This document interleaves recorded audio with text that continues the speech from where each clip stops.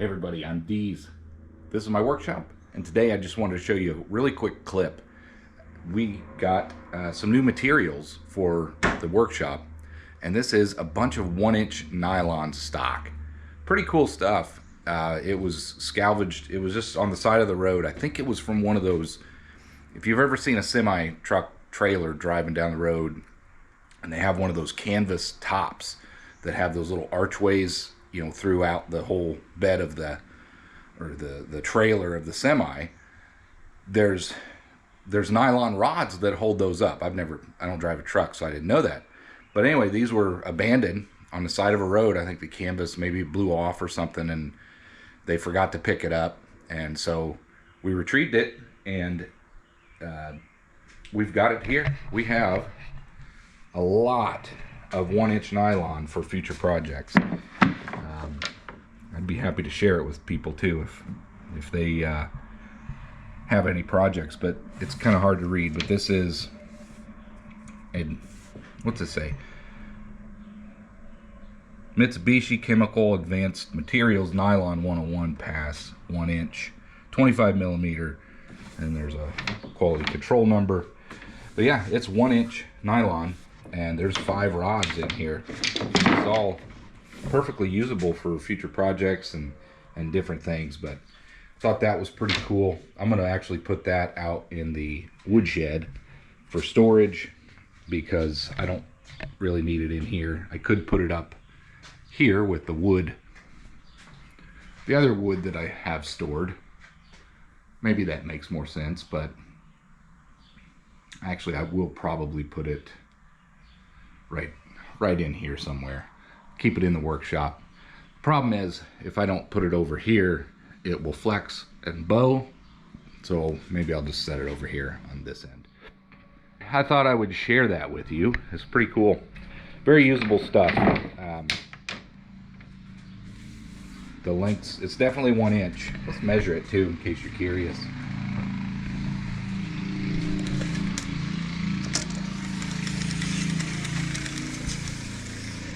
It is 7 foot, 5 inches. So it's just over 7 feet long. 5 of them. That should make a pretty cool project someday. Anyway, hope you enjoyed.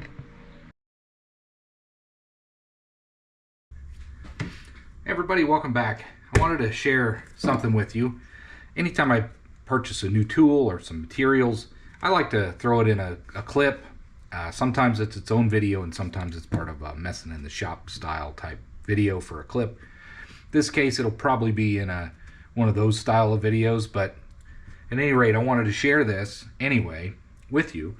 I was looking for some more materials. I was just browsing eBay really, and I noticed there's an outfit that's selling like 12L14 cutoffs, things like that.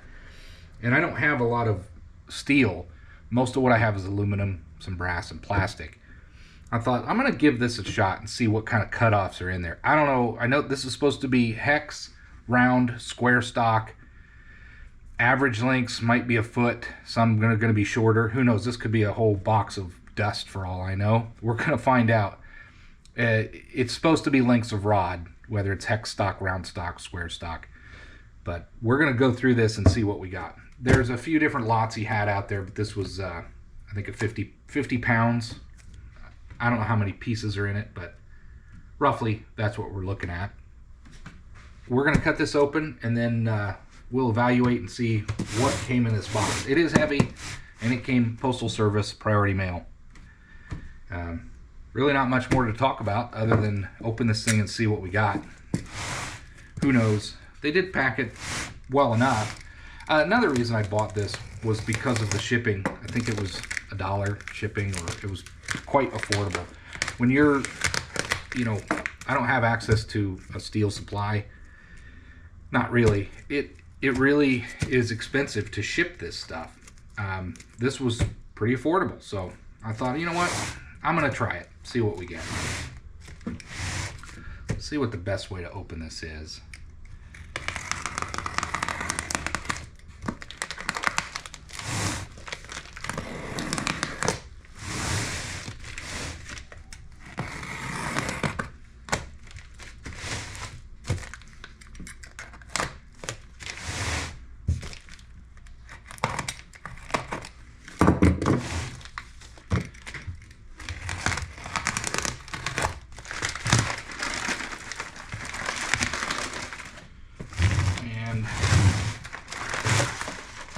Look at that. Interesting way to pack it. Reinforced plastic with this little netting. She's heavy. What's the best way to open this thing? Probably just cut the top.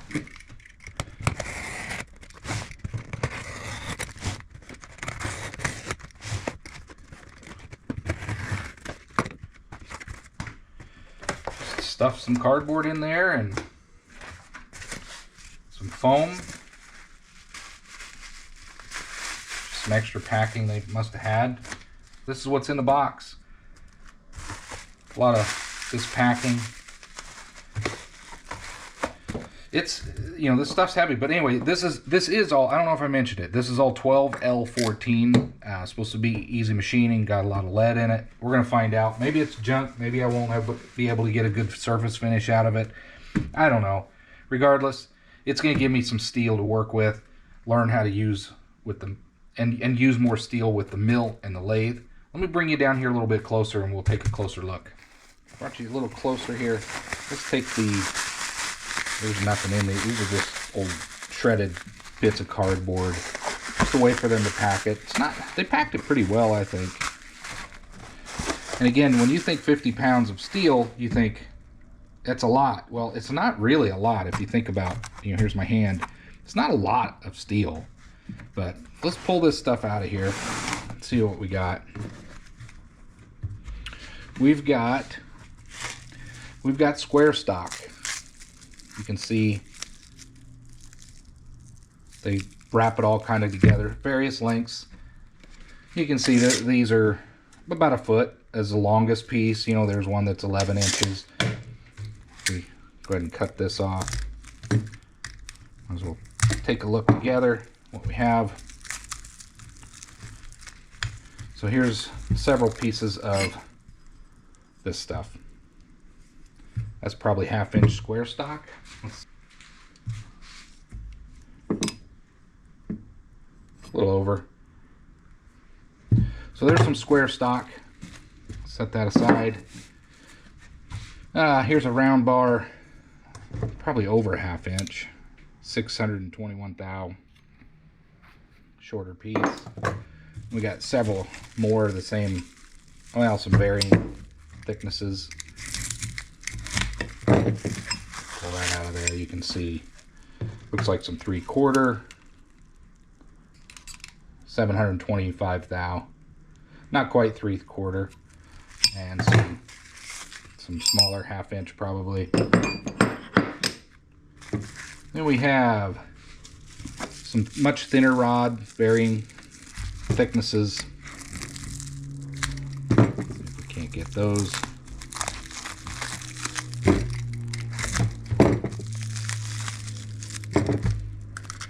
Problem with some of the other, you can buy lots like this cheaper. The problem is the shipping.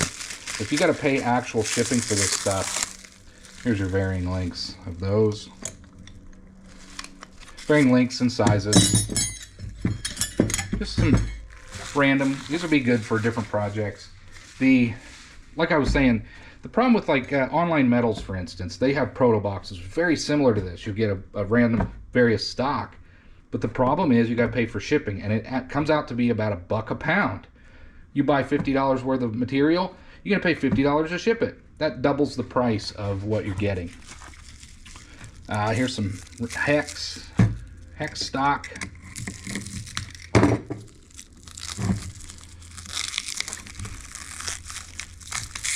Trying to get through this quick enough.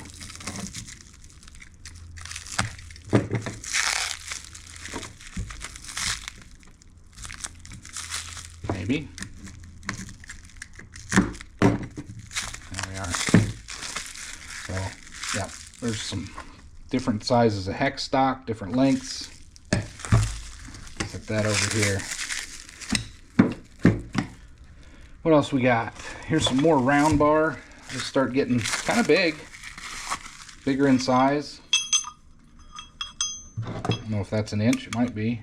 That's 930 thou. This one's got some pitting on it. I don't know if it's older or whatever. Maybe it's just the way it was formed with the lead. I don't know how all this stuff works. But again, this is all 12L14. Let's just finish going through all of this. Here's, that's interesting. There's a whole bunch of bushings maybe. I might be able to use some of these, to be honest with you. Oh, if I can get this out of here. Anyway, there's a whole bunch of bushings or tubes, small tubes like this.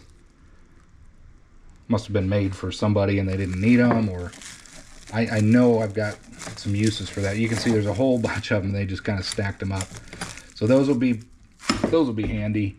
What else we got? We have some more round bar, about like this, but you know, varying lengths. We've got more hex stock. Again, kind of like the same, different sizes. Let's see what we got in there.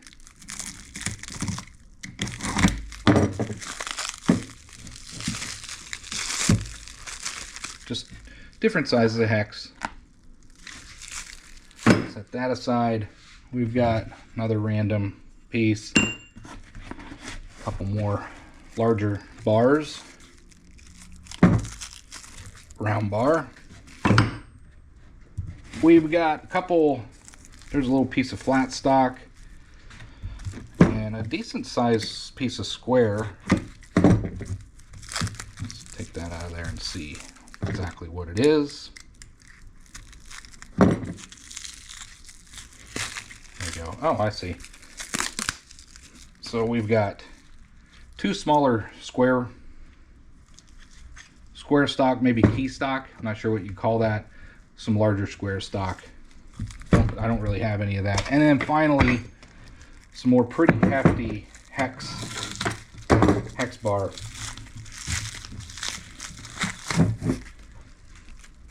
Really decent sized hex bar there. What is that? That's about 1 inch, just under an inch. But that also will be pretty useful. And that is it. The rest is trash. So for a few bucks off of eBay, there's a guy selling some stuff. You can search for 12L14 lot, something like that. Pretty decent selection of materials that I can work with. I'm wanting to get a little bit more into steel, and I thought the next progression into learning materials, learning types of steel, learning to use steel, might be using a good free machining material like 12L14. The lead content in this is supposed to be good for machining, and the projects that I have, you know, I'm not really making any tools that require like tool steel or anything like that, so this is going to be a good next step. Anyway, I hope you enjoyed, and thanks for watching.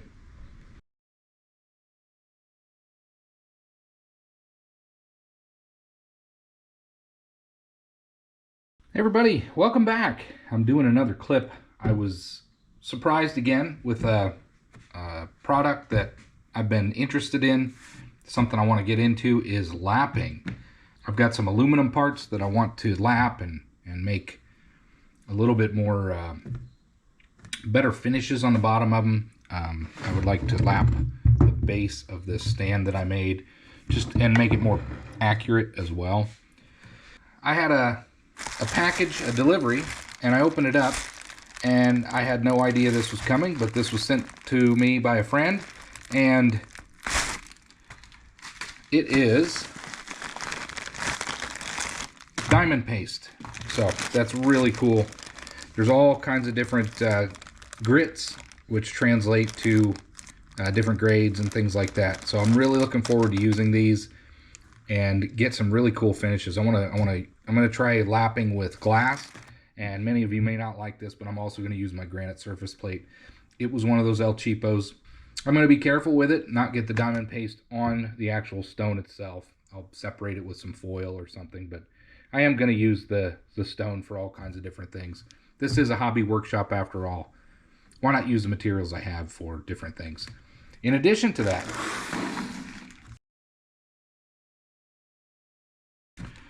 I got another package. Of course, usual suspects. Let's see what we got in here.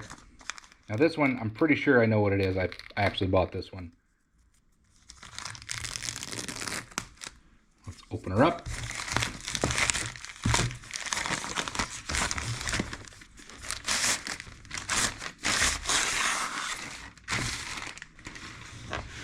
And there we go. We have a box. What is in this box? We'll find out together. We got a case. With many things, we get a case. Okay, I thought about making a set of these myself, but in the end, I decided I'm gonna go just buy one because I've needed to use one of these several times. I end up fuddling around and guessing and actually lining up different taps and things to try to figure things out. I went ahead and just bought, a thread checker set. It's got metric and imperial, and there's both sizes of thread checkers available. So looking forward to using this. Let me grab a nut or a bolt and we'll do a test and see how this actually works. Let's say I want to find out what this is. It's a fine thread. I don't think it's 1/4 20, but let's try 1/4 20. Nope. You can already tell that's not it. It might be metric. Oops. Whoa. Careful. Well, I done did it now. Okay. Also, these words will pop off of there. That's neat. Let's see if it's M6. That's it. This is an M6 1.0 thread. That's actually going to be very handy, this set. I like it already. Be careful if you buy one of these. Look what I did there. That's neat. Really cool set. It's color coded, anodized, and all that. I don't have to bother with it. I don't have to try to mill all these things. It would have taken me, really it came down to time. It would have taken me a long time to make a set like this. I could have, but in the end I just decided I'm going to buy one for no more than they were. Certainly need some cleanup, if you can see that in there. At least it's loose. See that? So when you get these, go through them. You're going to have to clean them up a little bit, but that could be worse. At least it was separated. Last thing I want to do is, let's get that out of here. Dumb thing.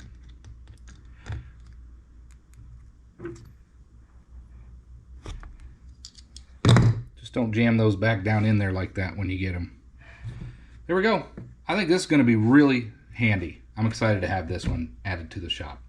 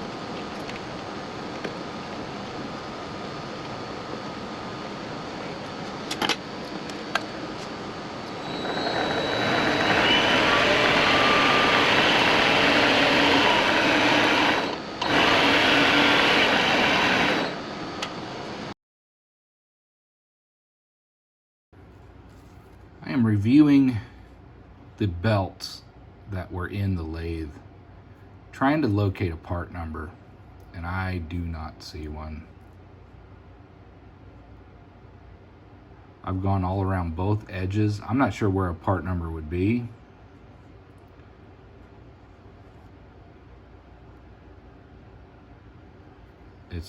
There's really nothing engraved that I can find. Laser etched, I was kind of what I was expecting to see if there was something.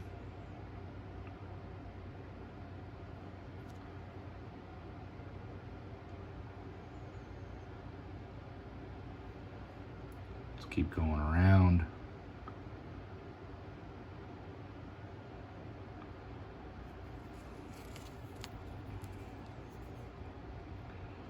I don't see anything here.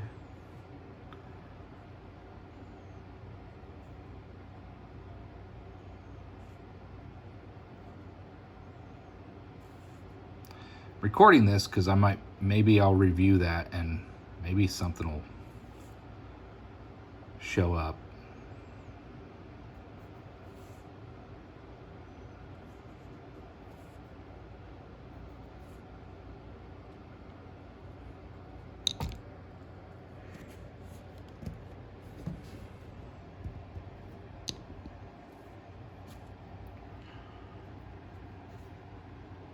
Camera fell.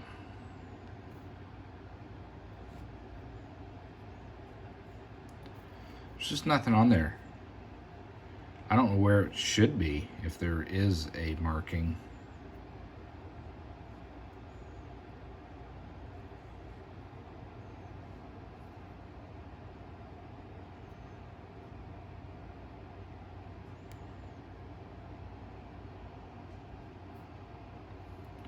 I am missing it if there's something on here.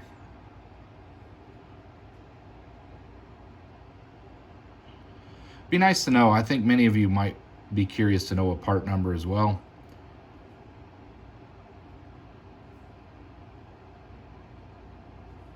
In case you need a replacement. Anyway, I don't see a part number on that thing.